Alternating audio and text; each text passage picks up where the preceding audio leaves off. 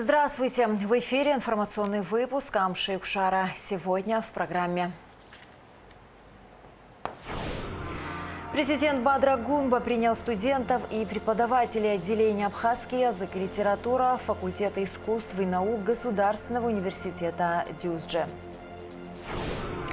Разгар лета, а это значит, что растет заболеваемость вирусными инфекциями кишечного тракта. Однако по сравнению с прошлым годом ситуация немного лучше. Самая опасная схема финансового мошенничества в Абхазии – звонки в мессенджерах с легендой о безопасном счете. Рассказываем, как не дать себя обмануть. Семьи погибших в СВО из Белгородской и Курской областей, отдыхавшие в Абхазии 1,5 недели, отбыли домой. Многодетные мамы и их дети провели в нашей стране незабываемые дни. Не хочется? Вообще не хочется.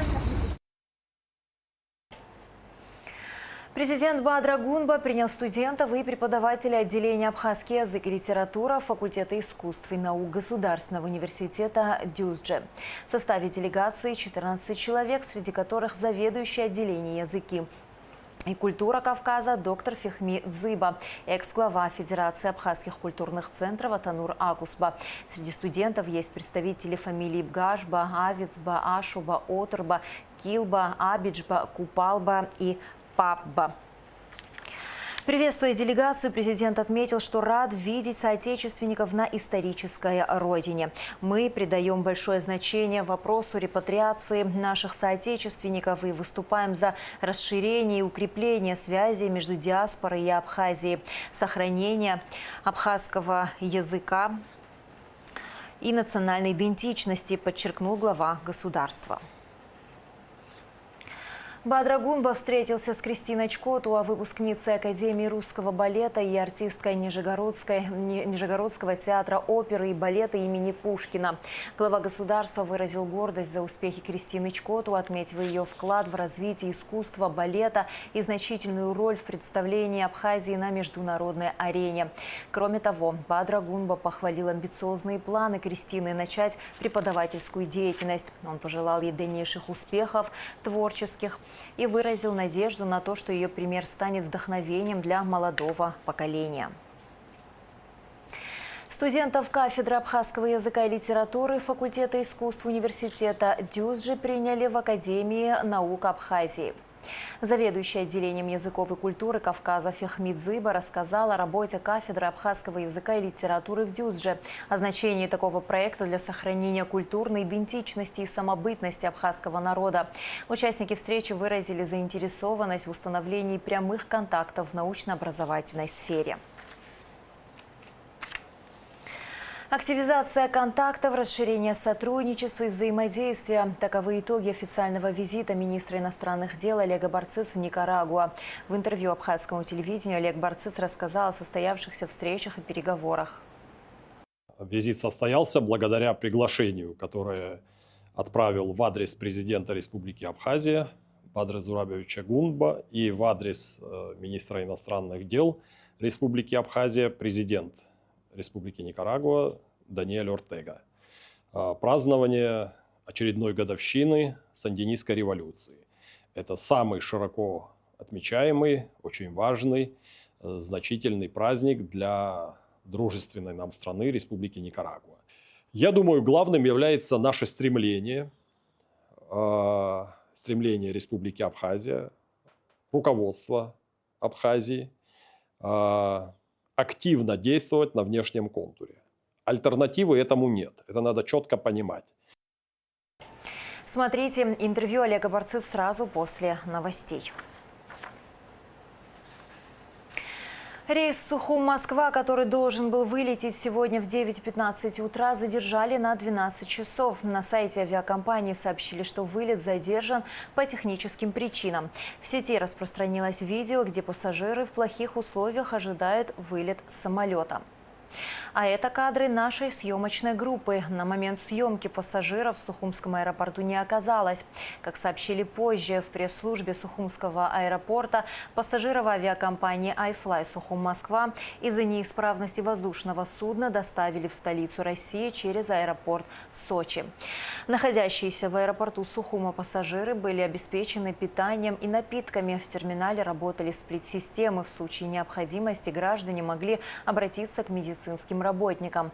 Сообщение телеграм-каналов о том, что людей выгнали из чистой зоны, в помещении не работали кондиционеры и так далее, не соответствуют действительности, подчеркнули в пресс-службе аэропорта.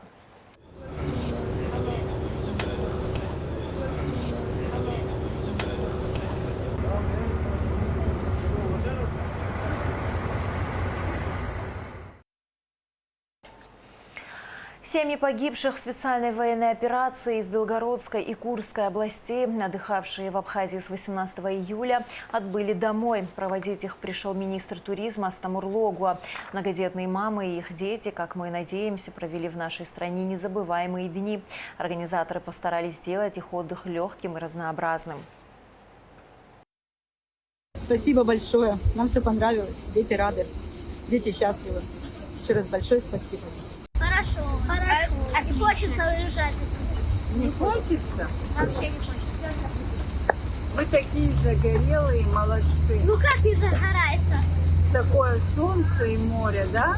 Да. Отдых, который мы провели на протяжении 2 недель в Республике Абхазия, оставил только позитивные эмоции и впечатления. Спасибо всем, кто принимал в этом участие, в приглашении нас на территорию вашей республики. Нас ласкало здесь и солнце, волнами ласкало нас море, но за всем этим еще стоит народ Абхазии. И я хочу сказать, что народ Абхазии гостеприимный, добродушный, понимающий народ, отзывчивый. Всем большое спасибо. Спасибо и Министерству по туризму Республики Абхазия, президенту Республики Абхазия, также администрации пансионата Айдар. Спасибо всем большое за чистоту, за питание, за понимание, за общение. Спасибо вам большое.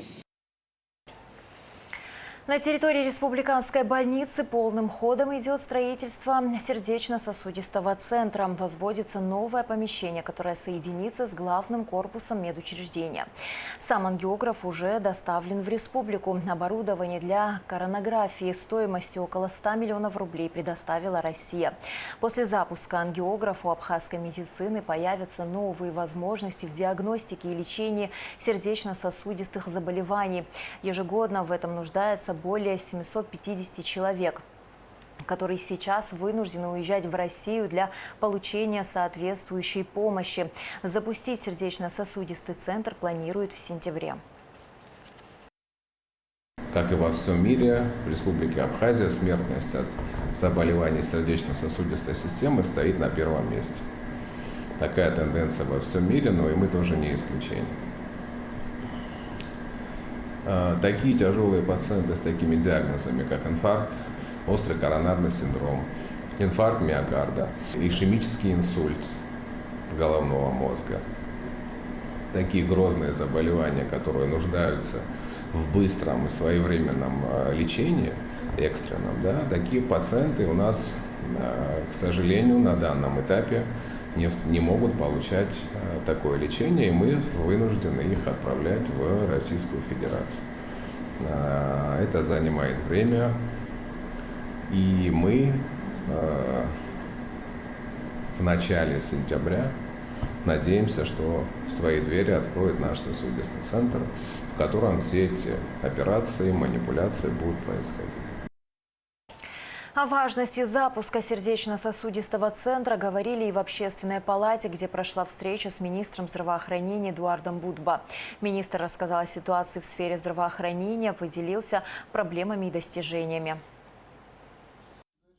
Финансирование учреждений, доступность медицинской помощи для населения, особенно в отделенных районах, эти вопросы интересовали членов Общественной палаты в первую очередь. Министр здравоохранения Эдуард Будба предоставил отчет о текущем состоянии дел. Рассказал о достижениях и ключевых проблемах. На данный момент Минздрав реализует 7 ведомственных целевых программ, утвержденных Кабинетом министров. Вы знаете, что у нас есть определенные программы, по которым спускаются финансовые средства для того, чтобы мы помогали нашим гражданам. Это централизованное приобретение лекарственных препаратов и медицинских изделий для обеспечения государственных медицинских учреждений Республики Абхазия. Объем финансирования 250 миллионов рублей. Вторая программа – это медицинская реабилитация инвалидов Отечественной войны народа Абхазии. Объем финансирования 6 миллионов рублей. Раньше была другая сумма, она увеличена. Значит, совершенствование противотуберкулезной помощи. Объем финансирования 8 миллионов рублей. Развитие и совершенствование организации заместительной почечной терапии. В республиканской больнице есть специализированное отделение, которое финансируется в объеме 60 миллионов рублей. Очень большая программа – это лечение граждан за пределами и на территории Республики Абхазия. Объем финансирования 180 миллионов рублей. На лечение направляется как в частные клиники Республики Абхазия, так и в частные клиники Российской Федерации и в государственные клиники Российской Федерации. Очень много пациентов на данный момент выезжают в те клиники, где оказывается та или иная высокотехнологическая медицинская помощь, учитывая то, что на данный момент в ряде лечебных учреждений республики пока, еще раз хочу повторить, пока не делаются такие виды вмешательства, поэтому мы вынуждены отправлять наших уважаемых граждан на лечение в профильные учреждения Российской Федерации. Остро ощущается нехватка врачей узких специальностей в медицинских учреждениях. Представители Общественной палаты выразили обеспокоенность кадровым дефицитом. Меня вот лично беспокоит вот те студенты, которые выезжают по лимиту, потом уже где-то вот на том курсе, где они должны выбрать профессию, вы мониторите или нет, те вот именно направления, которые у нас, собственно говоря, не хватает. Не хватает, вот я, прежде чем сюда прийти, тоже как бы уясняла для себя. Вот, например, в Гудаутской больнице вообще нет анестезиолога, говорят. Некоторые наши студенты уезжают, ординаторы, и потом не возвращаются сразу. Это действительно наболевшая наша тема. Я вам объясню несколько факторов, которые приводят к тому, чтобы они там оставались. Во-первых, зарплаты российские несопоставимы с нашими местными зарплатами. Во-первых. Во-вторых, когда специалист едет в российскую клинику и получает там профильное базисное образование для того, чтобы состояться как специалист, он не может просто закончить и вернуться. Он будет не такой специалист, который может принимать какие-то правильные решения. Вы согласны со мной? Он должен получить практику. Когда человек не имеет юридической подпись, что я обязуюсь вернуться, да? Ну, наверное, к этому вопросу мы тоже должны как-то системно подойти по государственному. За счет средств небюджетного фонда обязательного медицинского страхования осуществляется программа обеспечения лекарственными средствами и медицинскими изделиями беременных, рожениц и родильниц в стационарах, программа химиотерапии онкобольных, а также лечение бесплодия с использованием метода ЭКО.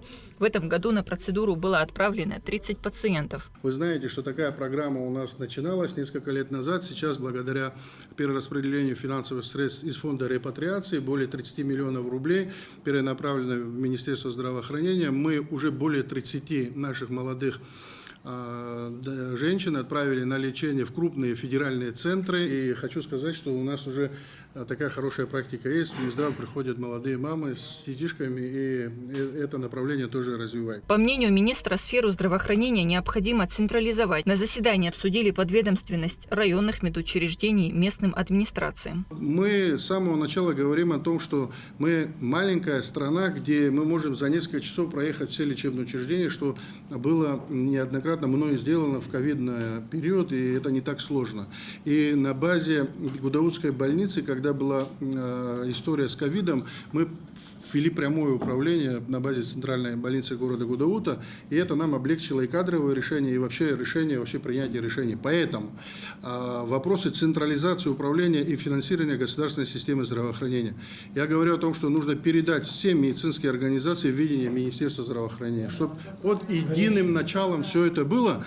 Мы говорим, касается медицинских организаций, находящихся в ведении местных органов государственного управления. Участники встречи выразили надежду на конструктивное сотрудничество при реализации реформ здравоохранения. Они отметили, что только совместными усилиями можно создать эффективную, справедливую систему здравоохранения, отвечающую потребностям населения.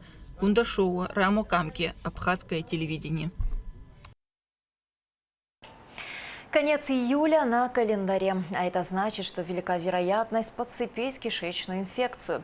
Ротавирус на побережье Черного моря – нередкое явление ежегодно. С ним сталкиваются и туристы, и местные жители. Какова ситуация с заболеваемостью на данный момент и как можно защититься от инфекции, узнавала Аэлита Арутюнян.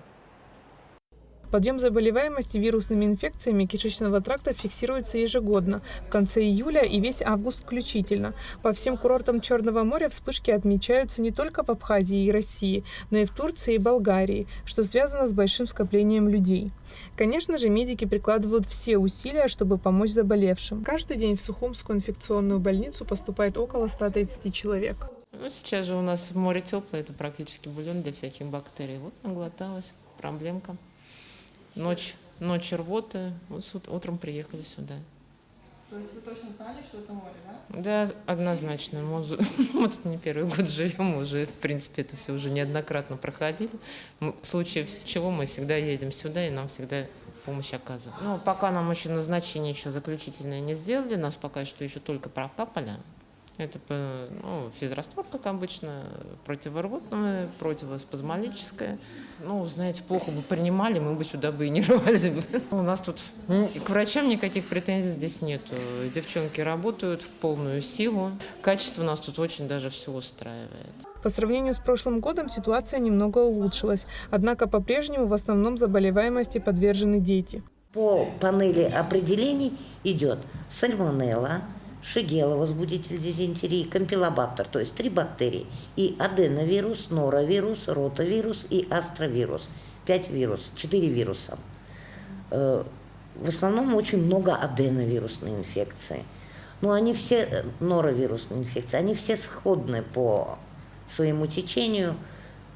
В принципе, аналогичное лечение имеют вирусные инфекции. Государственная санитарно-эпидемиологическая служба ни разу не выделила ротавирус из морской воды. Проверки проводятся еженедельно по городу Сухум и с разной периодичностью по другим городам. Один случай был выявлен в Гудауте. Важно помнить, что в такой зоне нельзя находиться на солнце. Это может весьма негативно сказаться на здоровье. Также зачастую симптоматика у перегрева и ротавируса похожи. Также не рекомендуется давать детям непривычную пищу. Еще одна из причин химическая. В Абхазии в этом году при холодном лете рано появились арбузы и дыни. Они могут содержать в себе повышенное количество нитратов, отравление которыми может привести к схожей с ротавирусом симптоматике.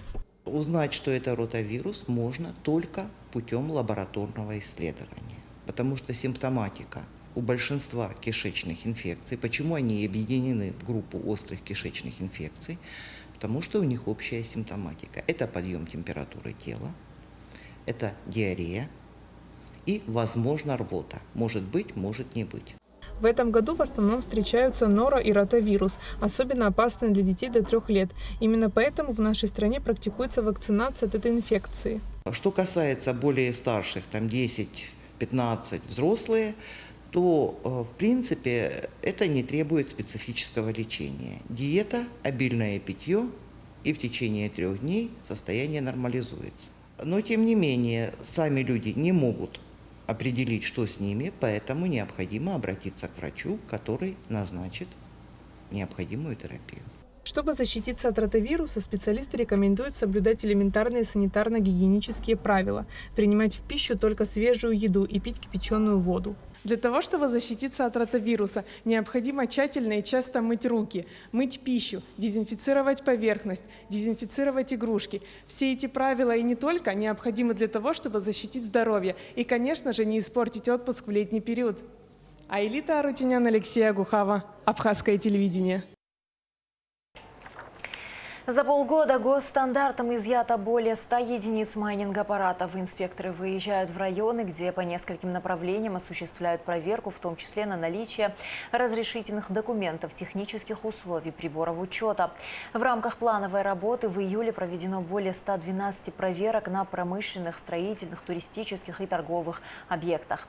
По результатам проверок составлены акты на 52 объектах, согласованы проекты электроснабжения и выданы разрешения разрешение на подключение к электросетям с трехфазным подключением. На 2 объектах зафиксированы нарушения, выданы обязательные предписания и даны рекомендации по их устранению.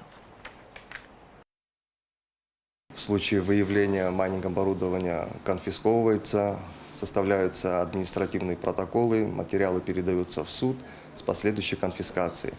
Эти работы не прекращались, они ежедневно осуществляются.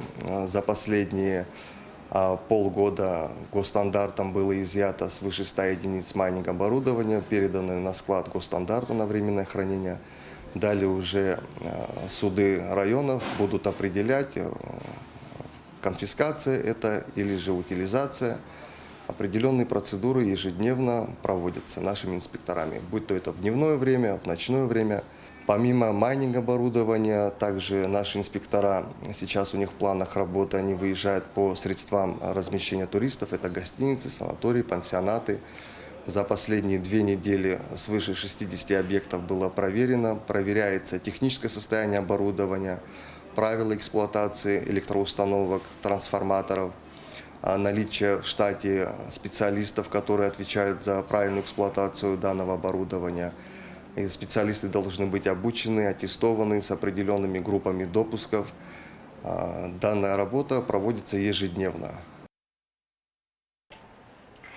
ПСБ вновь призывает к бдительности. Названа самая опасная схема финансового мошенничества в Абхазии. Звонки в мессенджерах с легендой о безопасном счете.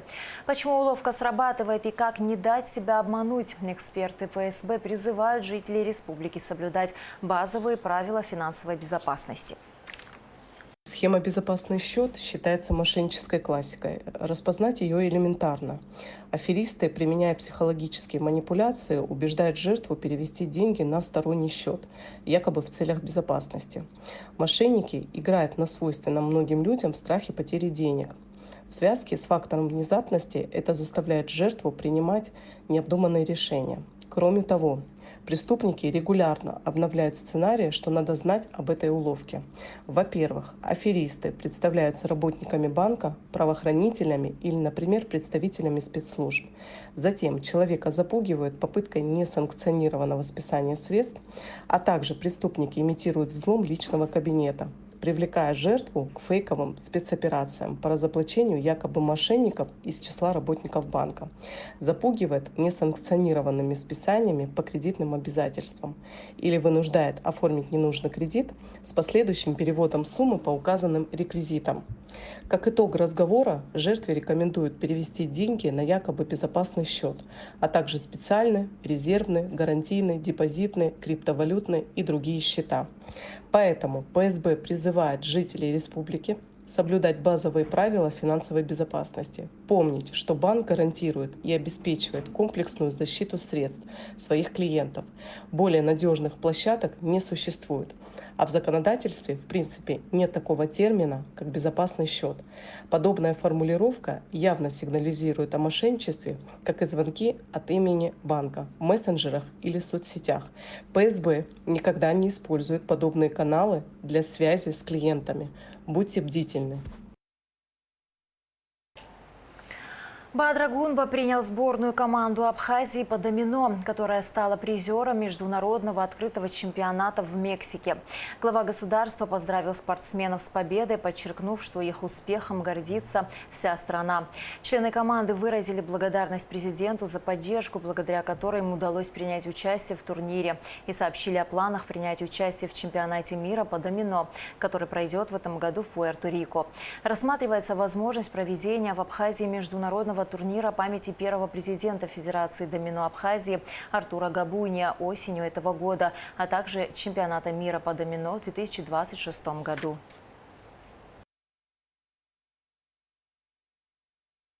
Взяла шаби, коррекцию риска, пишет статуса хопа, вчера тут из Мексики и посос вчера при одной турнир. Я шел шоколадный взял, поэтому это арцны медал жгит скуяна год шара я шел вчера хомпаза архея главное абсна отзербиразар наски шара шахарак профессионал спорта aşı yaşapşız darı azı karipso. İşte şurayı zoğuska ahazgıları yakınca halşo yaktı. Bizde yaşıyor kapçarı ama şunları hızlı olsa. خاف خز دارح بياخد يشوف حزب شو راب خبر خبكوس يحمو حرا كمان دوما فيدرات سوما بسنا متكرر في مجرد بدونير كرجرة زرقرة وبرايك بشم كمان دس حكرم خزوبريد خبكوس يحمو وبريد نحق زارب هاي حبت سايس روس يشوف درويب شرايم يبصز لبجرد بدونير يونسكي فيزا شو سرزيفر جيور комитета كان خلا أتسخر ردوكو أخايف تزوبريزا عم ربراتي كرجها حالا خرخرا أبسنا راب خزنرجل نزرق разух аноб خبكوس زيزيجي حمو تروب دارزа. Еще до того, как мы отправлялись на чемпионат, мы встречались с вами, и с вашей хорошей легкой руки у нас получилось заработать серебряное место на международном турнире, который прошел в Мексике. Вместе с этим и мы плодотворную работу за год провели, сформировали лучшую сборную, которая сегодня у нас топовая команда, на которую я очень сильно рассчитываю, что в ближайшие последующие годы она будет нам приносить высокие победы. Вместе с этим мы встречались с руководителями Федерации международного домино, проговаривали о том вопросе, который мы тогда с вами поднимали, о возможном проведении чемпионата мира в Абхазии в 26-м, от силы в 27-м годах. Встреча прошла положительно, они очень сильно обрадовались. И в конце сентября в Пуэрто-Рико они будут проводить ассамблею, на которой будет первым открытым вопросом стоять именно этот. И будем, естественно, ждать положительного ответа. Хотя, повторю, они этого очень хотят, горят. Позвольте еще раз поблагодарить вас за тот профессионализм, который вы проявили на чемпионате мира в Мексике. Очень отрадно наблюдать, что команда из Абхазии заняла призовое место, серебряная медаль в командном, так скажем, зачете. Это высокое достижение, направленное на популяризацию как самого вида спорта, так и в целом нашей страны. Это самое главное. Вы знаете, что есть определенные ограничения, сложности, где мы не можем попасть на профессиональные турниры. Вот такого рода возможность мы обязательно должны использовать. Очень приятно, что среди 250 участников представителей более 30 стран мира наша команда в числе лучших. В этом смысле мы понимаем ответственности и нашей стороны и обязательно будем содействовать и поддерживать нашу команду. Что касается проведения турнира чемпионата мира по домино в Абхазии, этот опыт мы уже имеем. В 2011 году, будучи министром культуры, был также сопричастен к этой истории, когда мы, воспользовавшись, по сути, возможностью проведения чемпионата мира, нахождения на территории Абхазии представителей более 35 стран мира, могли бы донести до них свою самобытность, культуру, то, чем гордится наша страна. И в этом смысле я с удовольствием поддержу еще раз проведение чемпионата мира по домино на территории Абхазии. В эти дни в Подмосковье проходит образовательный форум платформы Росмолодежи «Территория смыслов». В масштабном мероприятии принимают участие и делегации из Абхазии. Нестор Тарба и Рабия Ахуба стали участниками смены единства, объединившей 600 молодых депутатов, лидеров молодежных парламентов, представителей партий и специалистов в области социально-гуманитарных наук. Мы связались с ними, и вот что они рассказали. На самом деле форум оставил у меня множество впечатлений и особенно эмоций. Я помню, как очень радовался первой лекции, на которой у нас были преподаватели из МГУ, МГИМО и РУДН. Я сразу ощутил своего рода престиж и то, что меня действительно будут обучать чему-то новому. И особенно после первой эйфории была следующая, когда началось групповое задание, и мы начинали учиться делать проекты. Я получил знания того, как генерировать идеи, как решать проблемы и как вести диалог со своей командой. То есть групповые работы состояли из того, что у меня была моя группа. Должен сказать, что у меня была просто прекраснейшая группа под номером 28. И вместе с группой нам давали задачу того, как решить ту или иную проблему путем создания проектов. И в ходе нашей совместной работы я учился и старался выслушать каждого, прислушаться и попробовать внести идею и вклад в развитие для решения нашей проблемы. И хочу сказать, что у нас очень хорошо получалось. У меня даже появилась одна идея для воплощения в реальную жизнь.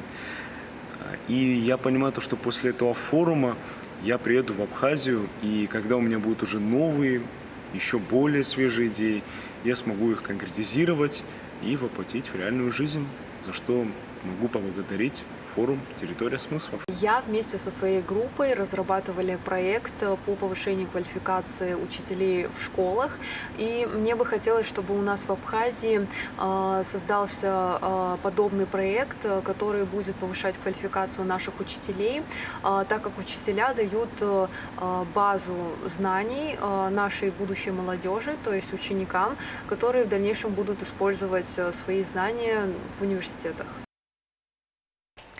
Дети из Абхазии готовятся к участию в Международном детском форуме, который пройдет в Москве с 21 по 23 августа. Ежегодно мероприятие привлекает более 2000 ребят из Российской Федерации, а также из стран ближнего и дальнего зарубежья. В рамках форума проходят лекции, мастер-классы, сессии, дискуссии, гала-концерты с участием известных деятелей российской культуры. Для нас это очень важный опыт, и мы очень признательны за то, что у нас есть возможность представлять Абхазию на столь значимой международной платформе. Также стоит отметить, что очень важно, что наши ребята будут в среде таких же ярких, талантливых и одаренных ребят, и они смогут не только поделиться своими какими-то способностями, но и также услышать и получить знания от ведущих экспертов и педагогов, познакомиться с новыми современными подходами в сфере культуры, искусства и образования. И, конечно же, очень надеюсь, что, вернувшись домой, они станут своего рода такими культурными послами, которые смогут передавать все эти знания, навыки своим сверстникам и в дальнейшем смогут реализовать какие-то новые творческие инициативы в Абхазии. Строительство многофункциональной спортплощадки началось в новом микрорайоне Сухума. Работы финансируются Росэнергоатомом во взаимодействии с администрацией города Сухум. Здесь будет спортивная площадка для баскетбола, волейбола, пинг-понга и тенниса.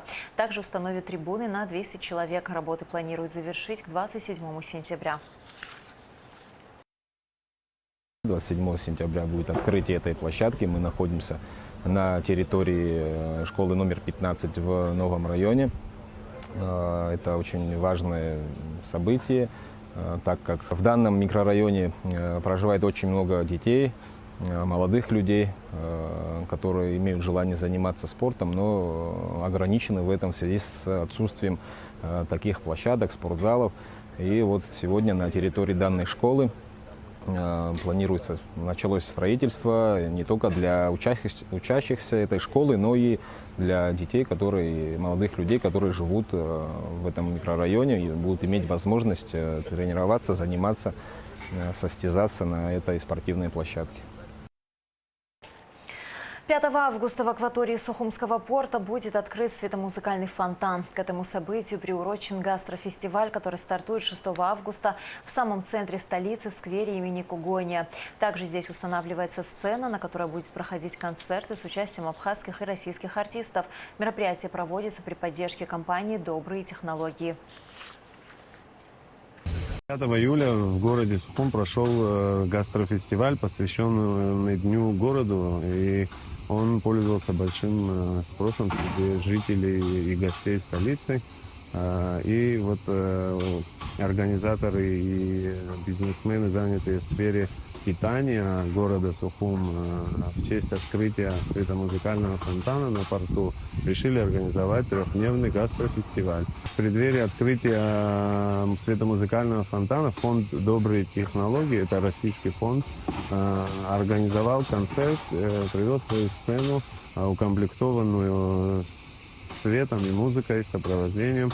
Также привозят сюда разные ансамбли, будут выступать наши местные представители эстрады, также представители российской эстрады. Также на площадке будет проходить много мероприятий. Это соревнования по стрельбе из луков, будут установлены фуд-траки, фуд-корты, будут представлены, самое главное, что будут представлены наши районы. Будет фестиваль районов Абхазии, это 7 районов и 8 город Сухум. Будут соревновательные форме представлены кулинарные изделия, разного рода продукция, которая выпускается в районах. Также будут уже установлены ярмарочные стенды, на которых будет представлена местная продукция. Это гончарные изделия, кованые изделия. 3 детские площадки открыли в Сухуме в парке имени Тараса Шамба, на улице Киараз, а также на массиве Гумиста. Всего будет установлено 5 детских площадок. Все они построены в рамках сотрудничества Абхазии и России за счет средств Краснодарского края. Считаем, что развитие социальной инфраструктуры для детей является таким, скажем, базовым, основным условием для того, чтобы даже самые юные, молодые жители и гости Республики Абхазии чувствовали себя максимально комфортно, имели место для прекрасного, счастливого досуга со своими родителями. Поэтому надеемся, что эти места, где будут установлены детские площадки, станут любимыми для местных детей. Поэтому Россия будет продолжать также развивать работу в данном направлении и помогать Республике Абхазия. 3 и 4 августа на сцене Абхазского драматического театра имени Самсона Чанба состоится премьерный показ спектакля молодежного государственного театра «Семья кровопийцы». Это не просто спектакль, а психологический триллер. Глубокое переосмысление пьесы «Семья Вурдалака», адаптированная для подростковой аудитории. Режиссер постановки Дмитрий Акимов, главный режиссер Матыгинского драмтеатра, сосредоточился на острой и важной теме – проблеме наркомании. На абхазский язык пьесу перевел Нарсо Абухба. Этого года я получил предложение от молодежного абхазского государственного театра в лице Аслана Еника приехать поставить спектакль. И была выбрана тема, которая была бы направлена на подростков, а именно тема наркомании. Вот именно на эту тему мы решили поразмышлять. Был выбран материал, который достаточно острый, остро-социальный, тяжелый. Главного героя, она ждет от него ребенка. И вот как бы такая некая борьба за жизнь идет, то есть борьба за жизнь будущую. И в завершении выпуска о погоде.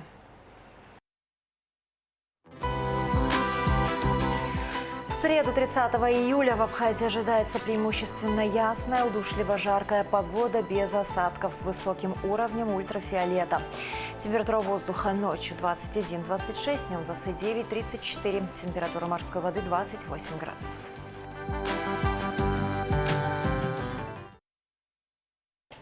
На этом наш выпуск завершен. До скорых встреч в эфире.